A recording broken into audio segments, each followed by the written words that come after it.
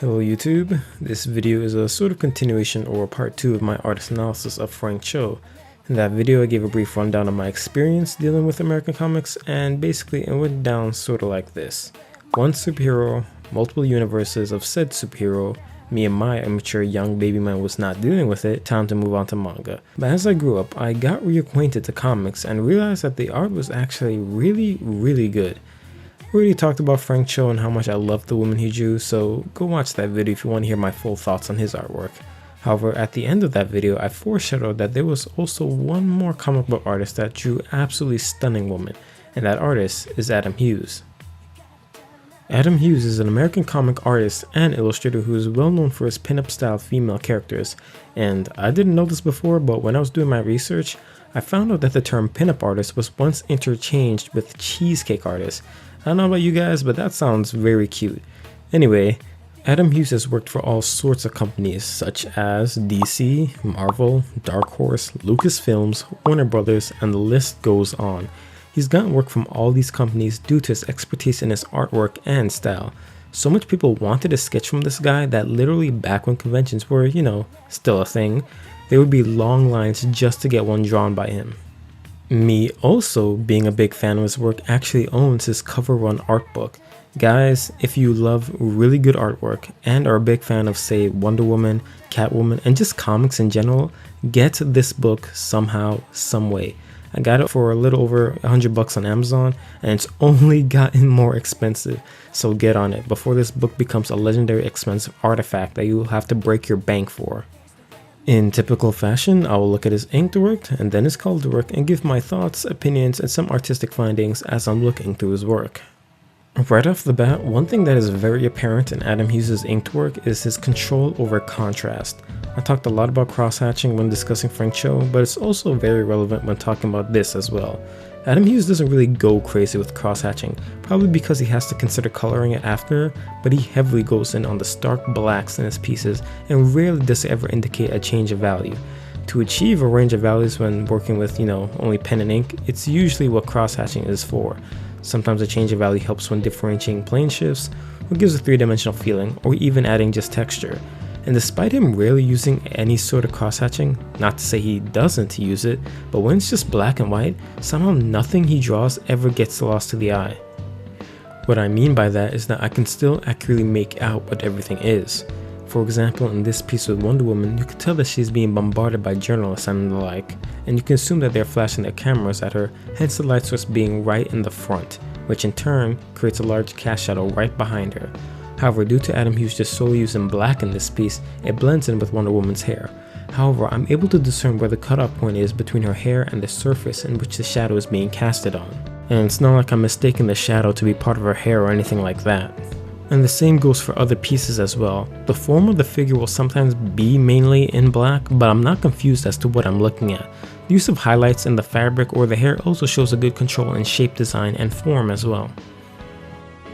Okay, I'm just gonna say it, his colored work is downright gorgeous. He's an example of an artist that uses both digital and traditional mediums to color his work. He uses Photoshop for his digital stuff, and he uses the tried and true classic Copic markers for his traditional stuff. Starting off with his traditional work, he is said to work from light to dark in a watercolor style in a wet on wet fashion, which in turn helps with smooth blending, and is really evident in how he renders the face. The face has all these subtle plane shifts that you really have to consider if you're going to render it in a style that leans more towards realism as opposed to a simplified cartoon or anime-esque style. For example, notice around the cheekbone area there will be a very slight gradation in value, and the same around the nose area. Working from light to dark helps preserve these highlighted areas in the nose and cheeks, and since those are areas where oil tends to build up, it leads to the common highlight on the bridge of the nose and right on the cheek as well. And I also like the slight red blush he gives his female characters. As I mentioned previously, he also uses Photoshop to color his work, and at first I wondered how his colors would translate since I would assume the stark black in his line art would be overbearing on the rest of the piece, but he still manages to pull it off. In some cases, he'll straight up recolor the line work into a color that's analogous to the underlying base color so that the black line art doesn't detract from the overall piece, which gives some of his work a painterly feeling to it since sometimes you don't really see any of the line work remaining, only the colors he's painted on top. And since working digital does give the artist a lot of control over making revisions without scrapping the entire piece, you can find artwork in which if he has a face that isn't really working for him, he could keep the pose while changing the face into something more fitting. He is also really good at having a color palette that's appropriate for the scenes he draws. For example, in this piece, the main color is red, which is complemented by the coffee or tea that she's drinking, which gives the piece a calm, warm, safe feeling. While this piece has a cold, daunting feeling with the use of blue tones, and her facial expression is just the icing on the cake. Also, can we appreciate the diverse facial expressions he gives these characters? The faces give the viewer so much information about the feeling of the scene, and he isn't afraid to really have their mouths gaping wide open or to even scrunch up their faces in anger or distraught. He may have his work centered around making gorgeous women, but he isn't afraid to really push those expressions to show a bit of a more gruesome side.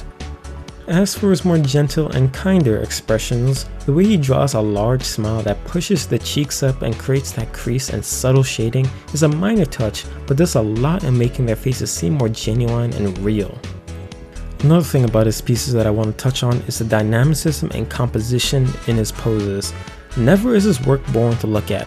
He'll have pieces in which it's an extreme top-down angle, he has this cool POV shot, he'll add a slight Dutch angle to his pieces, and he is a master of foreshortening.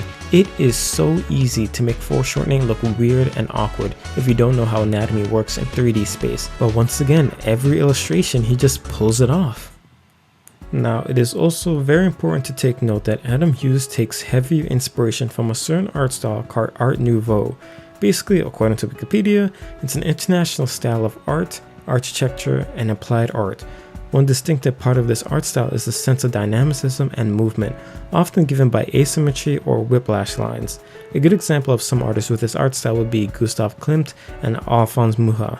Now, seeing their art, if we compare it to Adam Hughes' art, you can see how he was inspired.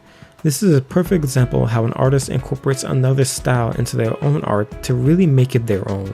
He adds flares of Art Nouveau, especially with Wonder Woman's lasso, as not only a decorative element, but he also uses it as a means to direct the viewer's eye along a path of interest. Overall, it goes without saying, but Adam Hughes is an absolutely amazing artist, and I know I say that for every artist I look at, but that is sort of the joke that I'm going for here. But in fact, I would say he's up there next to Ishida Sui as someone that I'm heavily inspired by. His ink work shows his control and confidence in conveying information just mainly using black. He has good coloring skills in both traditional and digital media, and his inspiration in Art Nouveau is that added touch that really cements his style into something unique. He has a DeviantArt where he has a lot of his work up there if you want to check it out, although I don't think he posts there anymore. But he also has a Twitter and a Patreon if you want to go and support him. And as I mentioned in the beginning of this video, you can also get his cover run art book that I really recommend getting your hands on. Anyway, I'm glad that I was able to step away from anime and manga artists for a bit by looking at Frank Cho and Adam Hughes, because I want this series to be a series in which I explore a whole bunch of artists. And I know you guys sometimes give me requests to do your favorite artists, and I do have some of them on file. I do have the list, but the thing is I still have a bunch of artists that I want to go over before I start doing some requested work. Anyway, thank you guys for watching this episode of Artist Analysis, and I'll see you in the next one.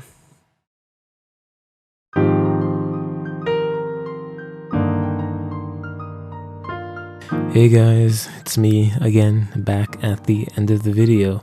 If any of you have made it to this point, thank you for watching all the way through. Just as I said towards the end of the video, I'm glad that I was able to, take a look at a more American comic book artists and illustrators, because up to this point it's literally been nothing but Japanese manga, video game character designs, and I really wanted to switch it up a bit because this series is going to be for many types of artists, especially in the future. I have a whole list, and I hope you guys look forward to that. And also, this is a bit random, but in terms for Alphonse Mucha's name, I saw many pronunciations of the name, like Mucha, Mucha, and Muha. It's very slight, but there's it's in Czech, so I checked the Czech way to pronounce it, and it's Muha. I'm sorry if I'm pronouncing it wrong. If that's wrong too, but let me know. You could roast me in the comments. Thank you guys for watching. I see some more subscribers coming in. The ones that are regularly commenting, thank you too. And yeah, I hope to see you in the next one. Be sure to like, comment, and subscribe if you want to see more videos like this in the future. It doesn't hurt to subscribe since it is in fact free. So think about that if you are watching this. Also, let me know what type of videos you want to see me do in the future, like in terms of art and so forth. Because yeah, this is an art channel and I want to do more art videos, especially art videos that I hope you guys will enjoy. Anyway, again, thank you for watching and I'll see you in the next one.